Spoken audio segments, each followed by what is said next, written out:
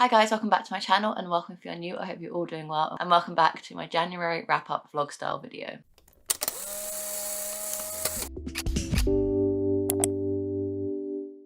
Okay guys, so it is the 12th of January and I'm only just starting this vlog because I have just finished a separate reading vlog which will be live for you're seeing this. So if you want to see it, I'll link up above and down below for you guys. But it was reading my 3 favourite books of 2021, like rereading them. I'm not going to go into depth on these books at all in this video because I do have a whole vlog dedicated to these 3 books. So if you want to see my full thoughts and opinions whilst I'm reading them, then definitely go check out that video. But that was A Man Called Uwe by Frederick Bachman, Me, My Dad and the End of the Rainbow by Benjamin Dean, and Honey Girl by Morgan Rogers. I reread those 3 books to start off my 2022 because these were all 5 stars of last year and I wanted to start my reading off year well, and they definitely did the job. I had such a fun time reading or rereading all 3 of these books. And that is where I'm at on the 12th of January. So I've taken 12 days to read 3 books, and I've said this in previous clips and videos and stuff already on this channel. But this year I have really decided to take my time of reading, to really allow myself to absorb myself into each and every story, really take in the words and not allow reading to become a race. So therefore I have only read 3 books so far in 2021, 2. I have only read 3 books in 2022 and it is almost halfway through the month, but I have absolutely enjoyed reading. I have taken my time. I haven't stressed about not finishing books at a certain point and all this sort of stuff, and I've absolutely enjoyed my time reading so far in 2022. My next port of call regarding reading will probably be my non-fiction pick for the month. If you haven't seen my January TBR and you want to know what my reading plans are, then I'll link it up above because I also explain my book challenges I have set myself for the beginning of the year. And I didn't say it in that video, but I kind of want to subtly and not kind of announce it to the world, even though I'm announcing it now, but take this as like a pinch of salt. I probably won't complete them every single month, but I would like to attempt to do Kayla from Books and Lala's Buzzword readathon, which is where you pick a book with 1 buzzword in it. There's a whole list of prompts, 12 prompts, for one for every month of the year. And in January, the buzzword is the 5 W's, so who, when, what, how, why. And I have decided, because I want to read this book anyway and it fits into the buzzword-a-thon thing, I might as well do it. And that book is How to Fail by Elizabeth Day. This is also on my 2022 book reading list, which is books I want to read by the time 2022 has come to an end, because this book has been on my TBR for pretty much a year now and I want to get around to it because I loved Elizabeth Day's other work, Philosophy, and this is like the handbook companion book to this book, so it's about time I actually read the main book, seeing as I love this one so much. So I think this is my next port of call, but because it is a non-fiction, I might want to pair a fiction book alongside, but I'm just going to see how I feel. It is Wednesday evening. I think it's Friday because I got the next 2 days off work, but it is Wednesday evening and I'm about to head over to my boyfriend's house because it's his birthday tomorrow. So reading probably won't commence now until Sunday evening, but I will keep you guys posted on what I read, what I'm feeling, and yeah, I think that's all I have to update you on. It is Monday evening, and like I said in the previous clip, reading didn't really officially get the full steam ahead again after my boyfriend's birthday weekend celebration thing until yesterday evening night, when I was using Chloe's sprints that she does every Sunday to help motivate me to read. And like I said in the previous clip, I did decide to read a non-fiction alongside a fiction book. So the 2 books I'm currently in the middle of is the one I showed you in the clip previous, which is How to Fail by Elizabeth Day, and I am now 80-ish pages into this book. I'm listening to the audiobook whilst I read it because Elizabeth Day narrates the book herself, and I love it when authors actually narrate their own work because you fully get like properly immersed into the story. So I'm listening along whilst I'm reading it and I'm tabbing up and I'm having a very, very fun time at reading it, and a lot of things I can relate to, which is like the other book I read by her as well. I related to so much of the stuff that she said, and it's kind of like put loads of patches on my body and stuff that I needed to heal and needed to hear. And yeah, really enjoying this one. And then the book I decided to start alongside How to Fail, because I can't read like a non-fiction book all the way through. I need like something to break it up, and the fiction book I decided to read was Sweet Bean Paste by Darian Sukigawa, I think is the author's name. I can't picture the name on the top of my head because it's an ebook on a Scribd, this was to complete the prompts, 2 prompts for my TBR this month. One for a book with P in the title, because like the letter P in the title, not P, but the letter P in the title, because I got a random letter generator in my TBR prompt jar and the random letter it gave me was P. So I chose Sweet Bean Paste. And I also, in my book trail challenge thing, it will also complete the translated fiction because it was originally written in Japanese, and it will also complete the kind of challenge to read a borrowed book, because I'm really trying to limit my book expenditure this year and utilize my library and the paying service that I use, Scribd, more often. So that will complete 2 prompts, and I'm halfway through that. I'm about 100 pages in out of a 200-page book, and I'm enjoying it so far. What I find with translated fiction is that I find it very, like, stumpy is not the right word, but it doesn't like flow in the usual English language I'm used to, even though it is translated. You can tell it's been translated, and I'm enjoying the story and I love the message behind it, and the writing style is nice and easy to read. But I just feel like it's missing something, that maybe it's been lost in translation, literally, or I am just not that used to reading translated fiction yet. I've only read a handful of translated Japanese fictions anyway, but Fredrik Backman obviously has all his work translated from Swedish. But for native Japanese books that have been translated into English, I find them quite hard to understand, and I don't know if that's because of the different writing and reading techniques and things they have out there that I personally don't connect to as well when they're translated into English or not. Like, I'm enjoying it, but it does feel like something is missing. But I am intrigued to read the rest of the 100 pages and see what my final thoughts are. So those are the 2 books I'm currently in the middle of, and I'm hoping to finish Sweet Bean Paste tonight because I only have 100 pages left, and read a couple more chapters of How to Fail. Regarding the rest of the week, I'm not too sure on what I'm going to pick up afterwards, but I will keep you posted. Hi guys, it is now the 19th of January. How the hell are we kind of almost into the last week of the first month of 2022? I don't like the concept of time, but I finished Sweet Bean Paste by Durian Sakigawa. Sukigawa, I think. Wow, authors' names and titles, I'm so bad at pronunciation. But anyway, I finished the book. I'll put a cover on screen as I always do.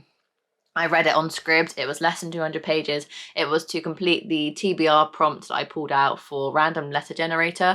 And I wanted to read this book. Like, I'd put it on my saved titles on Scribd. Like, it sounded interesting to me, but it wasn't like a book that I was like eagerly wanting to read. And obviously due to the letter generator, it kind of made me read it. And I did have a good time reading it. I rated it a 3 to 3.5 stars, but I don't tend to do 0.5 stars because, like, nowhere you can track them easily, and I just prefer round numbers. So I'm rounding it to a 3. I did enjoy it, but I think I said this before I started it, or like when I was like a tiny bit into it. I sometimes just feel like I completely miss what the purpose of the book is when it is translated. And I don't know whether that is the original text and just like the idea of the writing being completely different to what I'm used to, or it's dependent on the translator. I don't know. I haven't read that many translated fictions. It's one of my goals this year to read more translated fictions, to see kind of what area of translated fiction I actually enjoy. Like, do I enjoy French translations, or do I prefer Japanese translations? Do I prefer Korean?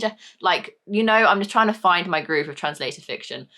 And I enjoyed this one, but I don't think it's something memorable. I had a fun time reading it, but it was nothing special. It basically follows our main character, who you don't get much background from. So I just feel like I couldn't emotionally connect to the book because you don't really get that much background. And that is because the book is so short. It's less than 200 pages. So I understand it to some extent, but also, like, if you're going to write a book that short with a character that's meant to have all this depth, because it says in the blurb that he's just got out of prison. He's working in a confectionery shop to kind of help him like pay off the debts and stuff from this other character who's helping him out. And I would like, because I'm such a character driven person, I want a story that says so in the blurb that he has all this background and he's trying to like reinvent himself to have that background, and it just didn't have that. You just had to assume that he was and like coming out of prison and all this sort of stuff, and I just wanted more character depth. But it basically follows him, how he doesn't really know how to make sweet bean paste, which is a traditional Japanese confectionery kind of ingredient, and it takes a long time to make, and you can put it in loads of different confectionery items, and the whole confectionery store kind of is encompassing the sweet bean paste in all their food, and he's not very good at making it, so he buys it in. And then one day an old lady is peering in from the window and she's like, have you got a job going? She's like 80, I really want a job sort of thing. And he goes, not really, because she's a little bit disfigured. Her hands are a lot crooked and she has a bit of a paralyzed face, and you don't really know why. And then throughout the story goes, you figure out that when she was a child, she got diagnosed with leprosy. And back in the day, leprosy was a very contagious disease, and they isolated everyone in a kind of asylum, like prison area, and they were shut off from the world, and she had experienced that. And you get a lot of background on this character, and I enjoyed that to some extent because you finally got some character depth, but it felt very, very infodump-y on the leprosy side of things. Like, it was very kind of read like a non-fiction at points with how the author wrote about the topic of leprosy. But I did read in the author's note that they did do their research and they spoke to survivors of leprosy before writing the book. But I think that's where, to some extent, they went wrong, because it was like, yes, he did all this research and he wants to showcase all this research, so therefore he just gonna info dump it all into this very short book anyway. They kind of took over the fact that you could have had some really strong relationships in this book and a lot more character depth. So that's my overall thought. I feel like I've rambled quite a bit about this book, but I appreciate the author having actually done research regarding the main topic of this book, which seemed to be leprosy. It was nothing special in my personal opinion, and that's fine, because I am trying to find my feet with translated fiction, and I feel like I'm gonna hit a lot of misses before I hit some wins. And I am excited for the journey I'm going to go on regarding translated fiction. And I actually started the next translated fiction book I'm reading this month. I'm reading 2. Who am I? And that is The Disaster Tourist. And when I started reading this last night, I got like 3 pages in and I was like, this book isn't going to be for me. I want to DNF it. But I was like, no, Rachel, you're like 3 pages in. Don't give up on it yet. So I didn't, and I'm now 50 pages in, and I'm really, really, really intrigued. It jumps straight into the action. So this book basically follows our main character, who works in a tourist company that specializes in disaster zones and tour groups that go to those. And she has been there for 10 years. She's very stagnant in her career, and then she gets sexually assaulted in an elevator at her work company by her boss. This is a trigger to her wanting to quit her job, and the boss who's sexually assaulted her, so obviously trigger warning for sexual assault in this book, is like, no, you can take a break if you want, but go on a break and trial out one of the tours that we actually run ourselves, and we're going to see if it's worth continuing on. So she ends up going on a tour as like a business trip, but also like a break from the company. And I've just got to the bit where she starts going on this disaster tour, and I'm surprised because I feel like I knew this before I brought it, but then I feel like I forgot about this fact that I know it's a contemporary, yes, but it's a dark contemporary, and people actually label it as a thriller because I think something happens at the location they go to, which is known for a sinkhole. So I'm intrigued. It is less than 200 pages again, so hopefully I can finish this sooner rather than later. And I'm still in the middle of How to Fail by Elizabeth Day. Loving this book still, and I'm just continuing to tab it all up with all my life lessons I'm learning in this book, and I'm really, really enjoying it, and I'm taking my time, and I'm listening to the audiobook alongside reading it physically. So those are the 2 books I currently have on the go. I will leave you to it because I've been rambling for 8.5 minutes, and I don't think you want to hear my voice for much longer, and I'll update you when I have another reading update. It is now January 20th, and I've just finished The Disaster Tourist by Young Cohen, and I don't know what to say about this book because at the beginning I was like, I don't like this, and I think I said that in the video that I was like 3 pages in being like, I think I'm gonna DNF it, and I was like, no, read it, and I got to page 50 that night, and I was actually enjoying it. I was very intrigued to see where it was going. And then the more I read, the more wacky and weird it got, and it just didn't make sense, and it got really, really boring. It basically follows our main character, Yona, who is working in a travel company that specialize in disaster zones around the world, and they take trips. Like, people book through them to go to trips where these disasters have happened, to learn about them and to be in the place where they happened. And then Yona gets sexually harassed by her boss at work, and she's been with this company for 10 years, and she's like, enough is enough, I'm done, I want to kind of take a break, I want to quit.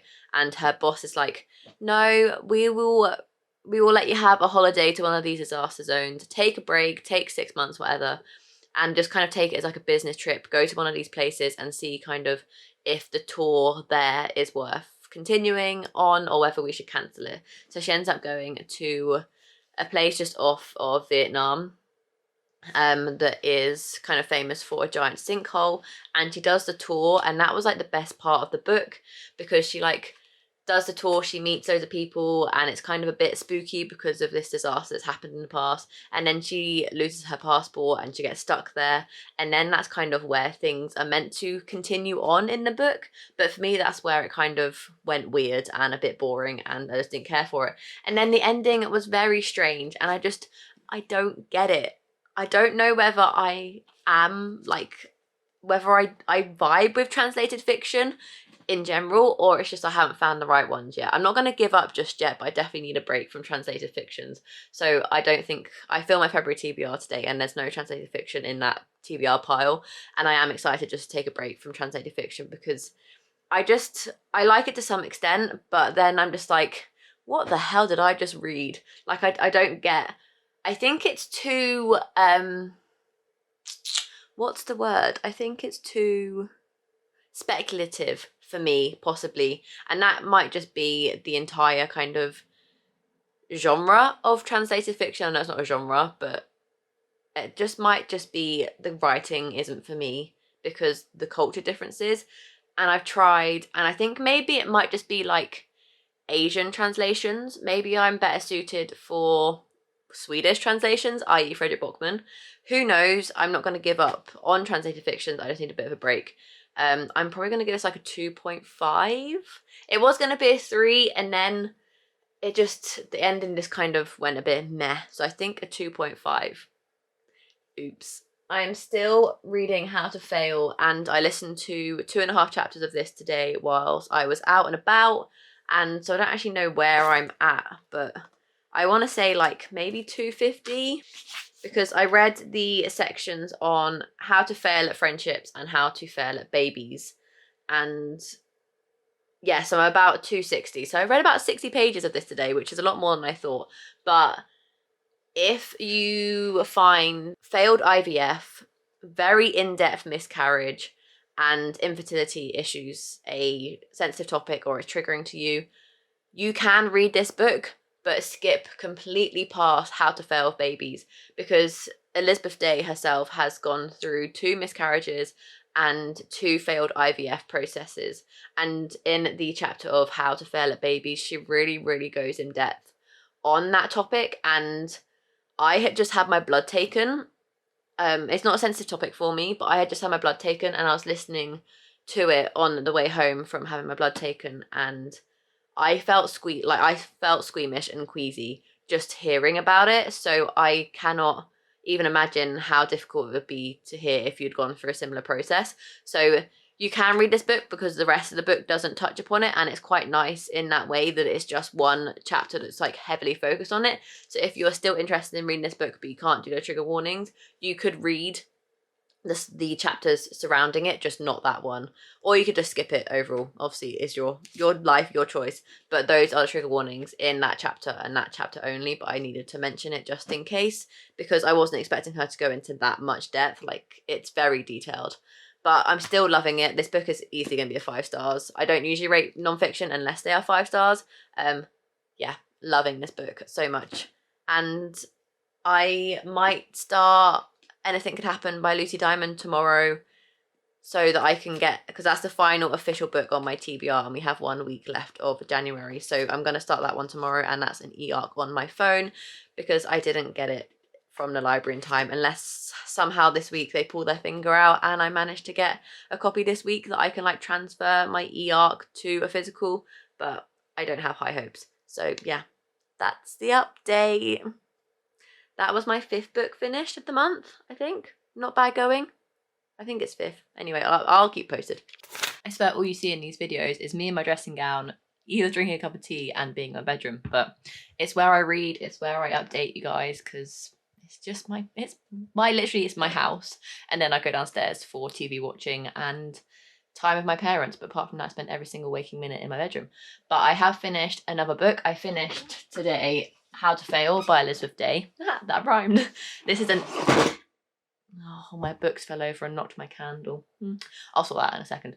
This is a non-fiction. This was my non-fiction pick for the month. It also completed the Buzzword-a-thon prompt for this month, which was the 5 W's: what, where, how, who, why. I think I said them all. Anyway, those type of words. And obviously How to Fail fitted this. I wanted to read this for ages. So happy I finally got around to it. I rated it 5 stars. I don't tend to rate non-fiction unless they are 5 stars, and I absolutely adored this book. It basically follows Elizabeth Day as she, because also it's non-fiction, so I guess it doesn't really follow her, but it's about, she's a words. I'll start again. Elizabeth Day is a journalist and an author, and she has a podcast called How to Fail with Elizabeth Day, where she gets guests on, and before they come on to get interviewed, they send her in 3 ways they think they failed in life, and then that's what the podcast is about. They discuss how they failed, but really kind of what they learned from that failure, and therefore turning their failures into successes. And I have read Failosophy by her and absolutely adored it. Gave that one 5 stars, and I was like, I need to read the actual book. This is like the main book. So I finally got around to reading it, and it was just as amazing as her podcast, because I do listen to a few episodes of that podcast, as well as the other book that she's written. But I just love the way that she tells stories. So basically each chapter in this book is divided by different kind of like milestones in life. So how to fail at your 20s, how to fail at anger, how to fail at relationships, how to fail at work, etc. And throughout this, she tells anecdotes of her own life, but then she also interweaves it with anecdotes from people that she's interviewed over the years, because she's a journalist, and also people that she's had on her podcast. And it's just so nice to get loads of different perspectives on different areas of life. And it's just, this book has so many good like life lessons in this book. I highly recommend it for anybody to read, but there's trigger warnings in this book because Elizabeth Day has gone through herself multiple miscarriages, multiple failed IVFs and infertility issues, and that is heavily spoken about. There's also a little brief bit on suicide, and there's also a brief bit on sexual harassment and sexual assault, as she kind of briefly mentions the Me Too movement. And overall, I just absolutely adored this book, and it's definitely a book that if I'm struggling with where I am in life at any point in the future, I will probably just like flick to one of the many post-it notes I've made and just reread those passages, because all the things I've tabbed up are meaningful passages that really, really resonated with me. And I just absolutely adored this book. And yeah, it's just really, really good. And I highly, highly recommend it if you're looking for a non-fiction book that is kind of like a memoir, because it does follow Elizabeth Day's life, but also just a kind of like self-help book as well. It's a very good merge between those kind of 2 non-fiction genres. And yeah, I absolutely adored it. And I'm so glad I finally got around to reading it after having it on my TBR for over a year. So that's that one. I finished that one today. And I actually started another book, and I'm 70 pages into it already because it's absolutely flying by. And that is Anything Could Happen by Lucy Diamond, a book that came out this year. This is my first 2022 release that I'm reading in 2022. So it's very exciting. And I'm reading it as an ebook on my phone and an e-arc on NetGalley, because I got approved for it back in December, but I've only just got around to reading it. It is on my TBR as the prompt for new release, because it just got released in January. I do have a hold on it in my library, but I haven't had an email regarding that book yet. So I just decided to go ahead and start reading the ebook. And it's fine. The formatting isn't that bad on this e-arc, which is great. And I am flying through it. I'm 70 pages in. It is a 400-page book in total, but the fact that I'm almost a 4th into it already, and I've only been reading it for like 2 hours, is Great. I'm really enjoying it. There's 3 perspectives, which makes me very happy. However, one of the perspectives is the daughter. So if you didn't know, this book basically follows a mother and a daughter relationship as the daughter finally finds out that her life has kind of been like a lie because her mother hasn't told her the truth about her father. And she met her father as a one-night stand in New York all these years ago, 18 years ago. The daughter is now 18. And one day, Eliza, the daughter, goes on a mission to try and find her father, and it like opens a whole can of worms into the real truth behind her father. And we get 3 perspectives. One from Kristen, I think, who is kind of like an anonymous person. You don't really know the connection to the story yet. And then you have Lara, the mum, and Eliza, the daughter. You have 3 perspectives. And Eliza's very stubborn and kind of a little bit not very empathetic and a little bit bitchy when it comes to being annoyed at her mum. Like, I completely understand. I feel like at 18 you would kind of have that attitude towards your parents if they've been lying to you. But also, I just find it a little bit annoying to read. But other than that, loving it already, and I'm only 70 pages in. So apart from that little blip, I'm hoping that Eliza will come to understand where her mother is coming from in the next couple of chapters or throughout the story. I'm like shaking on my knee, so bear. Like, I feel like I'm hoping that she comes to the realization that her mother was only trying to like help her and protect her and stuff. But yeah, so far she's a little bit not arrogant, just annoyed, just a little bit annoying. But overall, I'm really enjoying it, and I'm kind of hoping that before I finish it, the library will have it in stock so I can pick up and read the rest physically. But I don't think that's going to happen with how quick I'm reading this book, because I feel like I'm going to finish it by the end of the weekend, and it's Friday the 21st of January. So that's the update. I will keep posted, but probably once I've finished Anything Can Happen, I'll give you my final thoughts. It is now the 26th of January, and last night I managed to finish Anything Could Happen by Lucy Diamond, which was my NetGalley arc for the month, which was for my new release. I finished the book and I gave it a 4-star. And I did really enjoy it, but there were some aspects of it that I didn't think were necessary. So basically this book follows, like, the main premise, overarching theme, is that it follows a mother and a daughter relationship, and when the daughter Eliza finally gets to 18, she starts digging into her own past, because in biology she's learning about heart disease and all this sort of stuff, and she finds out that it's hereditary. And she's like, I don't even know one half of me. I don't know who my dad is. So she goes back home and she asks her mum, and opens a whole can of worms, and it journeys them through the UK and over to New York City, trying to get to the bottom of who her father is. And I really enjoyed that aspect of it. I thought the relationships in this book were very well done. However, it was kind of told in multiple perspectives, not in the fact that it was second person, but in like you weren't reading from each perspective's like head, but you got different points of view regarding third person. One of those points of views was Eliza, the 18-year-old. The other one was the mother, Lara, who is the mother of Eliza. And then you had 2 more perspectives. One was Ben and one was Kristen. And I just don't think that Kristen was necessary. I don't want to say why, because it could possibly spoil the book if you're interested in reading it.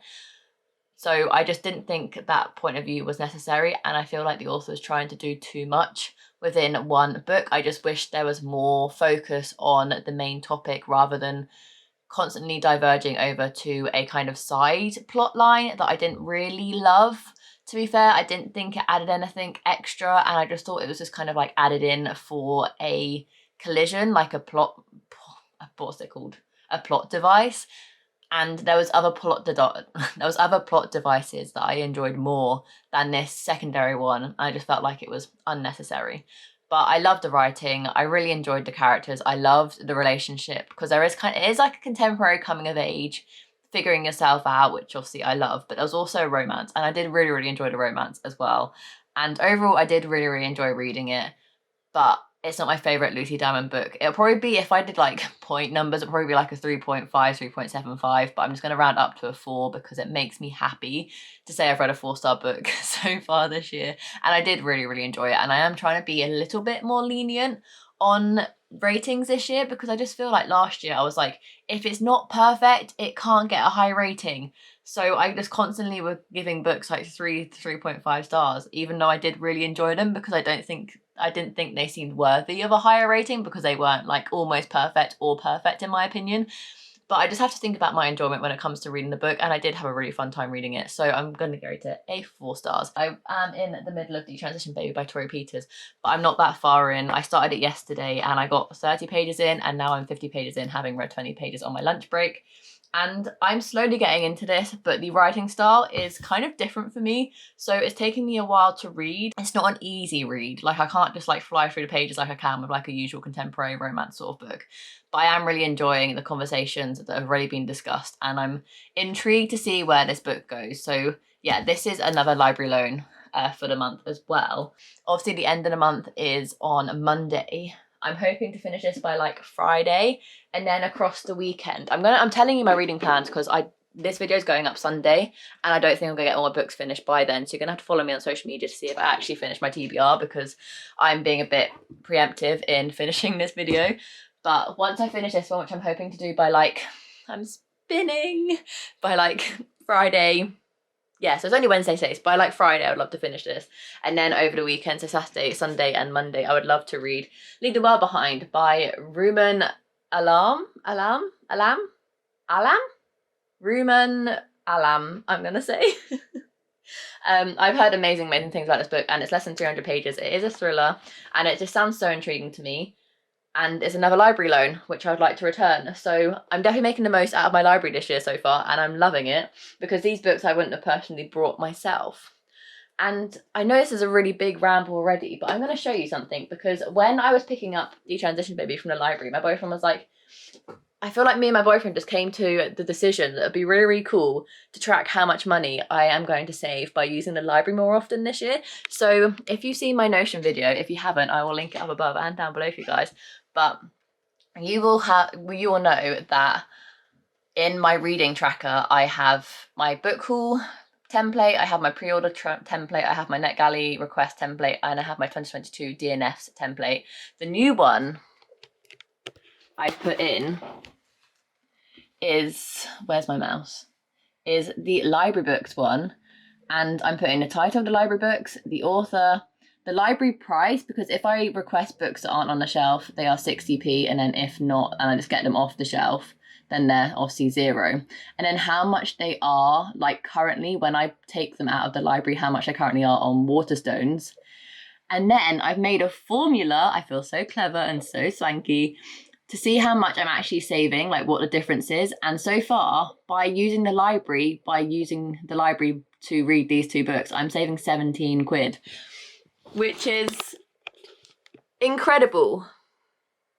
Which is incredible to see, and I'm so excited to see that tally go up and up and up, and just see exactly how much I can actually save by using the library this year. So that is a new thing I've added, and I've been rambling for a lot, so I'm going to go, but I probably will update you once I finish Detransition Baby and let you know that I'm starting Leave the World Behind, and then I'm going to wrap up this video before it needs to go up on Sunday. So yeah, that is the update. I have finished Detransition Baby here, and I feel quite numb to the ending. By the end, I was skimming it because I just didn't really care about it anymore. And I hate it when that happens, because I was loving the book so much for like the beginning and the middle. It took me a while to get into the writing style, and it took me a while to get into the story, but I was captivated from the first page. Like, I was intrigued to see where it was going.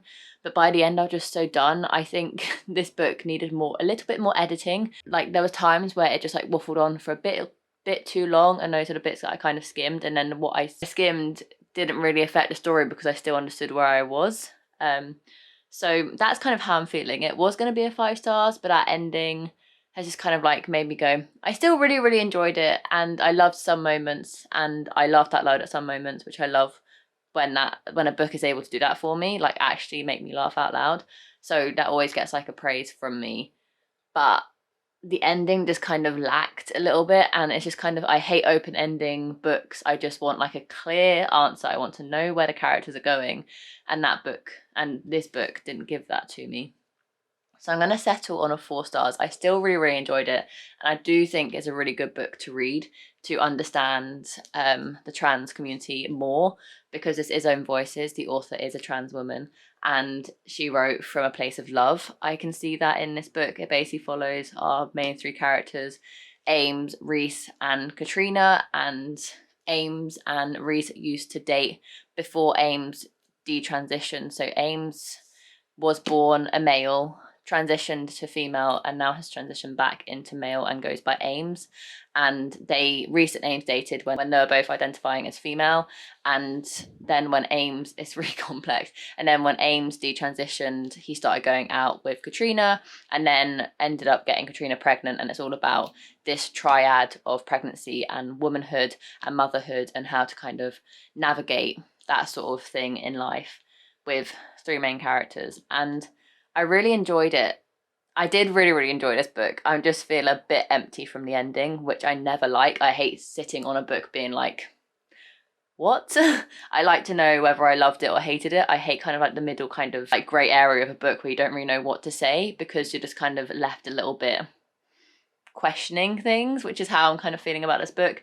But I know that I did really enjoy it up until the last like 60 pages. So I'm still going to give it 4 stars. I do rate it, and I do recommend reading it if you can kind of deal with the sensitive topics of transphobia, miscarriage, abortion, and like those sorts of areas around motherhood. So yeah, I know that it's only Friday and I have 3 more days left of the month, but this video, like I said previously, goes up on Sunday. And after this book being very dense, like a lot more dense than I was expecting, I don't know if I'm actually going to read Leave the World Behind just yet, or whether I'm just going to start my February TBR early and get ahead on a romancy steamy book. So I'm going to leave this video open-ended just to kind of reflect on a book that I just finished. But you'll have to follow me on social media, which is always linked down below in the description, if you want to see actually what I kind of finish up reading for the month of January. But I have read 8 books so far this month, and I have really enjoyed my start off on the new year. So thank you so much for watching this video if you've got this far. If you did enjoy it, make sure you give it a massive thumbs up and subscribe down below to see future content from me. I do anything from these vlog style wrap-ups, weekly reading vlogs, themed reading vlogs, book recommendations, TBRs, wrap-ups, all sorts on this channel. Anything bookish you can think of, I probably have it here on this channel, so make sure you're subscribed so you don't miss any more future uploads. And without further ado, I'll see you in the next video. Bye guys.